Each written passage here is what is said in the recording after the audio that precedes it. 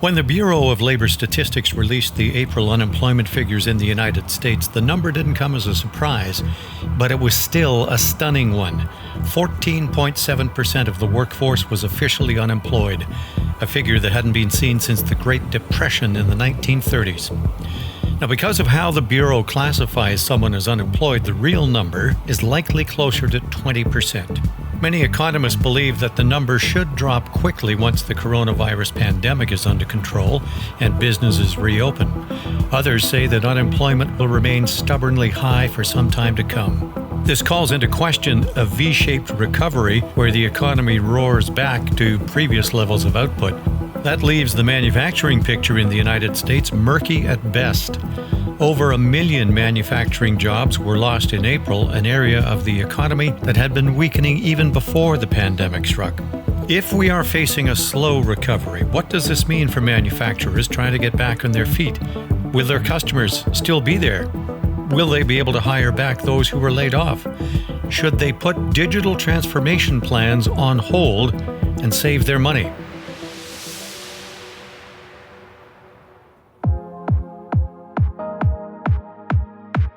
Hello and welcome to Ahead of the Curve, the only podcast dealing with Salesforce technology in the manufacturing sector. Ahead of the Curve is produced by Gerent, a top Salesforce consulting and implementation partner. I'm Chris Henry. Some months ago, we spoke with Tim Gallen, the former global CEO of ARC International, the French glass and tableware company known around the world. Tim took over at ARC in 2015 with the intention of modernizing the firm, eliminating its growing debt, and returning ARC to its previous levels of global success. Part of his plan involved implementing Salesforce CRM across the company's global platform. He's led the restructuring of other companies during his career as a private equity partner. He knows manufacturing inside out. So we turn to Tim once more for his assessment of the industry today and its prospects for the future in a post-pandemic world. What kind of global manufacturing landscape lies ahead? Well, it's really hard to say. On the one hand, you see huge change happening in how people go to work and how people do their work. On the other hand, you see changes in demand patterns because people can't get out to buy stuff that they're used to buying. But you kind of have to say that nothing's going to change quite as quickly as anybody thinks, because change is hard, because people aren't there to make change happen, and because it's not obvious that all of the things that would tend to drive significant change in the manufacturing landscape will actually occur as rapidly as people might expect, for a variety of reasons. Let's start with the idea that people are unemployed. So huge transformation in manufacturing is going to be relatively expensive to do and take time. And meanwhile, you can get relatively inexpensive labor back to the workforce to do a lot of the tasks that you might have thought about automating. So that's one thing that may be different.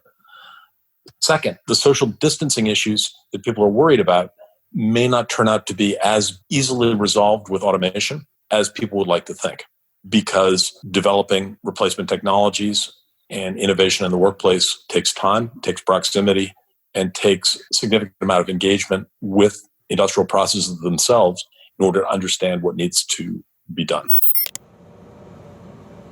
There is a theory that automation is going to make great headway in the aftermath of the pandemic for safety reasons, as much as to reduce labor costs.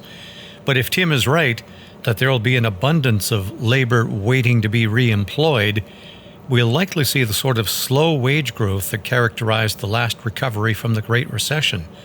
Not good news for the consumer or the U.S. economy, which depends heavily on consumerism. It also means that demand could remain weak for some time. Yes, I think it really depends what kind of demand you're talking about. You're not going to see people being able to replace all the lattes that they didn't drink during the month, 2 months, 6 months of pandemic. You're not going to see people being able to replace their haircuts. You may not be able to see people replacing the manufactured goods that they would have bought had they not had this time out. What you may see is a change in what people's needs are, because they're going to get used to having less of everything. So it's not obvious that there's going to be a huge renaissance in demand. You'll have some increase in demand, but nobody can really predict exactly what. And as we saw after the Great Depression in the US, what it took to kickstart demand was really a lot of destruction, which resulted from war, which hopefully we won't have here. It's hard to anticipate exactly what that landscape is going to look like here in the US after we get through the initial kind of restocking mode of people getting stuff back in stores and resuming normal patterns of consumption, buying things that got put off or delayed. Are you going to have huge change in how you go to work and what you do? Yes, but probably it's going to take a little bit longer than, kind of like the day back to work, you say, let's put in IoT devices. It's going to be something more nuanced, I believe, and we'll have to do to some extent with people's experiences of what they were able to go without during the pandemic, and also how they want to change the way they work post-pandemic. One of the things that we're doing right now, you and I, is we're having this chat over Zoom. I'm working in areas in the healthcare industry where you see a huge amount of change going on with people moving to telehealth and similar distance engagement. That's going to change dramatically how people interact in business, but it's not clear how much it's going to change how you interact on the shop floor and in manufacturing. So what do you think the earliest challenges will be for management then in the manufacturing sector? Well, you have the normal challenges of making your team feel, your workforce feel engaged, belonging, safe, all of the things that you always have as a manager in dealing with recovery from crisis and a recovery from difficulty. So the first thing you're going to see is not, I believe, a rush to find ways to replace people in the workforce, but rather a way to make people feel secure and needed and safe. And so what I would expect initially is a huge emphasis on safety and ways of engaging in the workforce that keep people safe in a variety of ways, whether it's by using distance and video and communication to engage with each other and reducing the number of people in necessary contact inside an organization, or it's simply by rethinking the number of people you need on the shop floor at any given time in order to execute specific tasks. Those kinds of things are going to obviously require lots of interaction and discussion between people in a workforce and management teams that are supporting that workforce. And smart managements are going to be very engaged with their teams and with their workforce and thinking through these issues and trying to find ways to make the workplace safer for employees and for customers and for suppliers and for all of the stakeholders in their business so that they can avoid future disruptions and, of course, take care of the health and welfare of people who form part of the value-added system that we call manufacturing. With so much focus and vigilance around safety on the factory floor and elsewhere in an organization, along with the energy that must be devoted to ensure the business survives, failing to look after the customer could be the net result. But Tim doesn't see this as an issue. Well, customers are going to insist on a lot of this themselves in the same way that you saw in the last 15 or 20 years. Customers increasingly demand that their suppliers are companies which take care of the environment, are good stewards of the environment, are good stewards of employees, are good stewards of shareholder money. This will be another axis of concern. How are you as an employer taking care of your employees and your stakeholders? Because we as a customer don't want to buy from companies that aren't mindful of those facts. Why? Well, certainly for social reasons, because socially it's a good thing to do business with people who take care of their stakeholders, but also because from a supply consistency point of view, it's important to make sure that we're doing business with people who have sustainable businesses. And companies that have safety plans in place for their employees and are thinking about ways to keep their stakeholders safe are companies that are going to be more viable when another supply disruption or another COVID-19 comes around and creates chaos in the workplace. So part of this is going to be all about contingency planning and making sure that good suppliers are good contingency planners. And that means that any decent manufacturer will have to think about ways to reassure his or her customers that those factors are being addressed in the workplace. I'd expect to see a lot of manufacturers going to their customers and saying, well, we may be a little bit more expensive, but that's because we're doing A, B, C, and D to ensure that we've got a sustainable manufacturing model which will survive this kind of event. And we have contingency plans and we have ways that we can work through crises like these, which will allow us to ensure that we can remain compliant, healthy suppliers and profitable.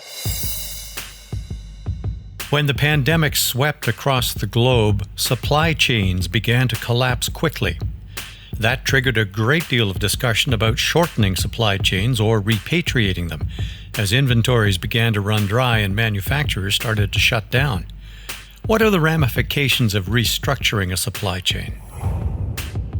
I think there's going to be a lot of talk about it, and there's a lot of politicization of the globalization of the supply chain. But you have to remember, supply chains globalize or extend for good economic reasons, not because it's inefficient or because people are actually seeking to be globalists. People buy stuff from other places because it's cheaper or better value or a better place to do it, or the supplier is a better supplier. And the length of the supply chain usually has a lot more to do with the time it takes a good supplier to produce than it does with transportation time. Transportation times today are extremely predictable from pretty much all over the world to any other point. Predictability of transportation typically makes the length of the supply chain less of an issue than the time required, let's say, for tooling up a new product, missing a production run because of quality issues, screwing something up in the workplace because you didn't have enough raw material. These kinds of things, which link more to competency within the factory, within the supplier, tend to impact the supply chain a whole lot more than anything else. When we saw the supply chains break from China to the US, it wasn't because freight didn't work. It was because people were sick in factories in China. If you said people sick in factories in Indiana, same impact, same consequence. So you'd probably look today and say, well, there are a whole lot more people sick in the US than there are in China. And in fact, if you were depending on an American supply chain, it's not clear to me that that would be a whole lot better than what we had from China. What the Chinese had was a shutdown for some 45 to 60 days where they put people on quarantine. They shut down facilities. Supply chains did get interrupted. Inventories did get run down. But the world didn't come to an end. And when they were able to recover from quarantine and go back to work, they were able to replenish the supply chains efficiently because they're great manufacturers. And of course, there are plenty of issues between the US and China in terms of trade. These are political issues.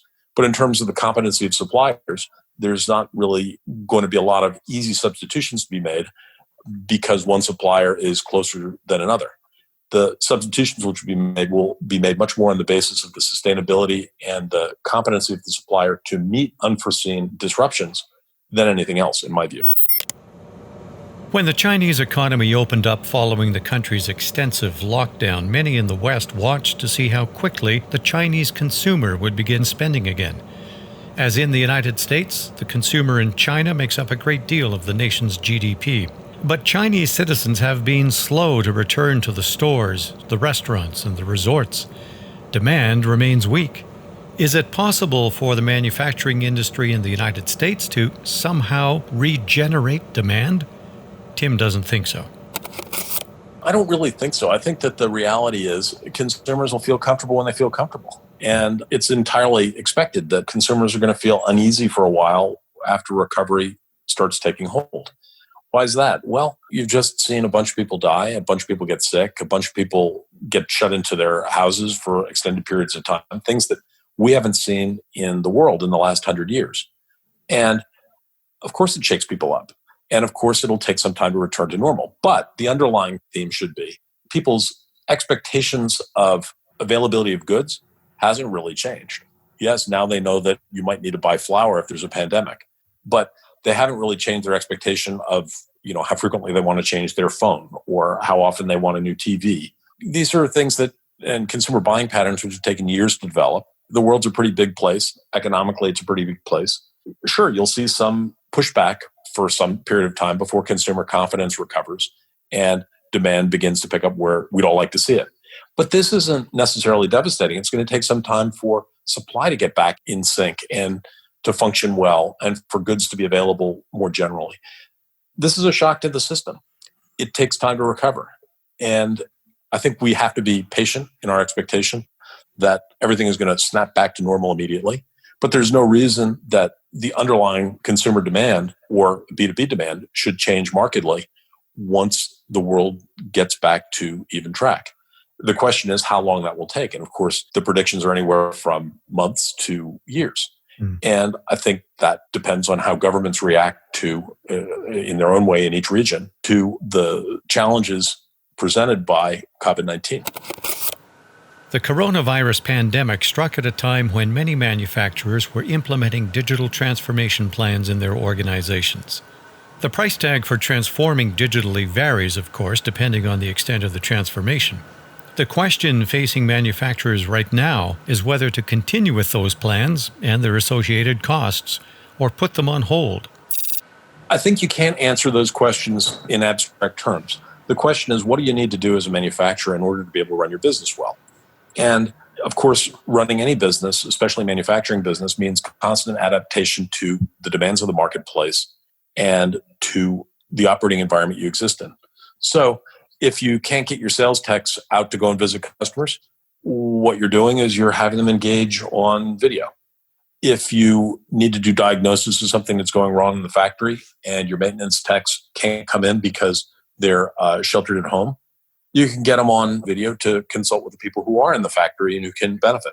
So I tend to think what's going to happen is you'll see a lot more multi-skilling of the people who are working inside businesses, much more sharing of knowledge, and a real push to make sure that it's easier for people to participate in a wider variety of tasks, creating more multi-skilled people, which in the long run is also what you need in order to make people more valuable and pay them better, which is one of the objectives of any digital transformation in any sector of manufacturing.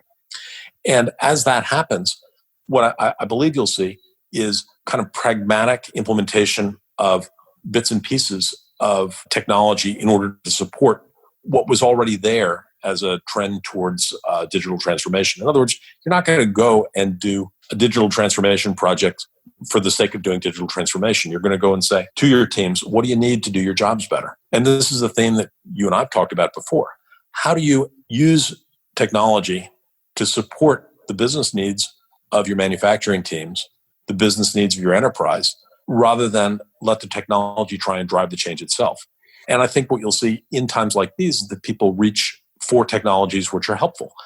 We never dreamed a few years ago, or even 6 months ago, that video chat would be so overwhelmingly adopted by so many people for so many different purposes. And yet this technology, which has been around for a while, is now sort of the prevalent way that people are interacting. Whether it's families, whether it's businesses, whether it's sales experiences, whether it's conferences, whether it's knowledge sharing.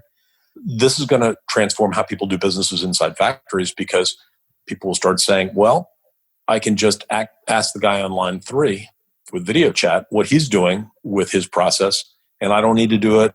I don't need to walk over there because he can show me with his phone. So you'll find lots of kind of basic adaptation where people use the technologies that they're familiar with in order to drive change in the workplace. And one of the ways that you can make this more effective is by finding ways from a management point of view to support it rather than fight it. And doing that, I think, involves really engaging the people who are out there in the workplace, finding out what their needs are, and helping develop processes which standardize the best practices they've got in order to help them do things better.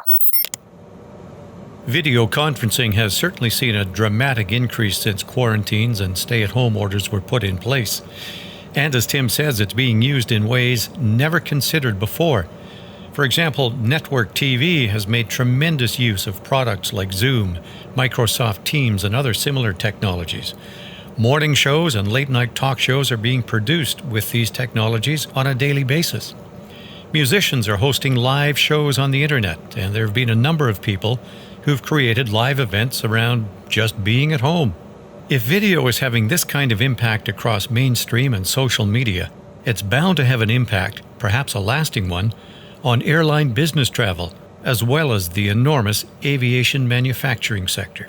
That's true. And you can certainly see that as people find that they can do stuff by video that they used to do in person, and that video becomes the new normal. And social expectations are no longer that you show up for a meeting, but you can do it by video and it's not a big deal, which is, a big part of it.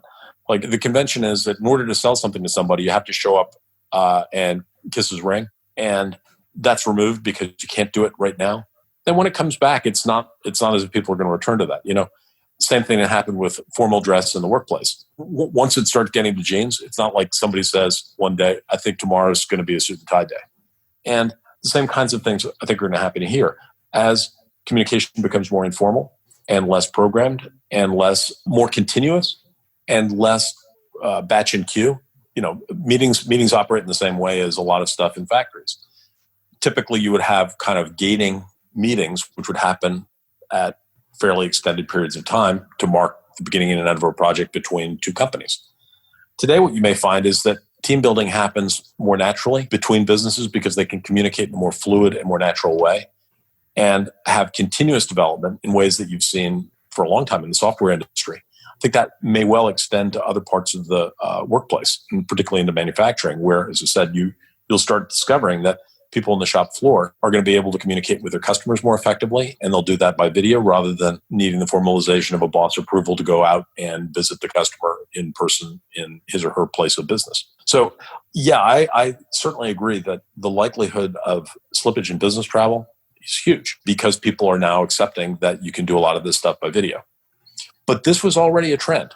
Mm-hmm. And while COVID-19 has certainly accelerated in a huge way, the growth of these video technologies and the growing informality of communication in the workplace, these are themes that have been around for a while. What's happening now is it's accelerating because of need. And I certainly agree with you that it's unlikely to snap back to kind of a pre-COVID-19 world where business travel was mandatory. And you'll see lots and lots of stuff moving to video. As we reach what some refer to as the end of the beginning, the world still faces an ongoing struggle with the coronavirus. People are being changed in ways we haven't fully grasped yet, but there's no doubt that everything we do going forward is going to be cast in a different light. The future is going to be changed. We just don't know how yet.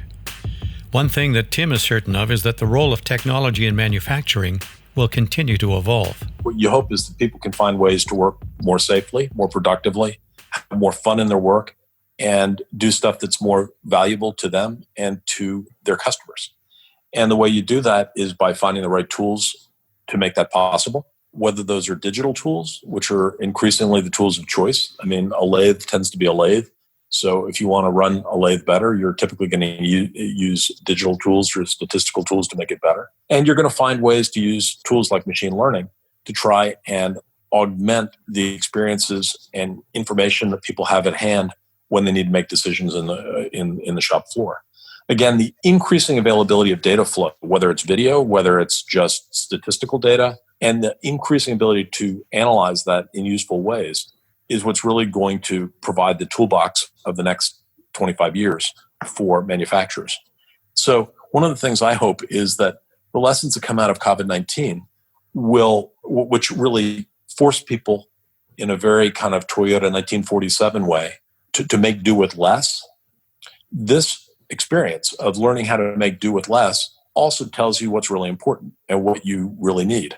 And the lessons that we're going to come out of this, that are going to come out of this, are the things that we really need: the ability to cooperate with each other, and the ability to find ways to share information, share knowledge between different areas of a business, between customers and suppliers, between end users and producers. And by going through this terrible experience where people have been scared, where people have lost their lives, where people have been sick, and coming out the other end, we're going to have a pretty good sense of what's important. And hopefully that'll allow all of us to gain new resolve in figuring out ways to create value in whatever it is we do and make sure that that value is produced efficiently and with the best consequence for our customers and our other stakeholders. You've been listening to Ahead of the Curve, produced by Gerents in cooperation with Salesforce.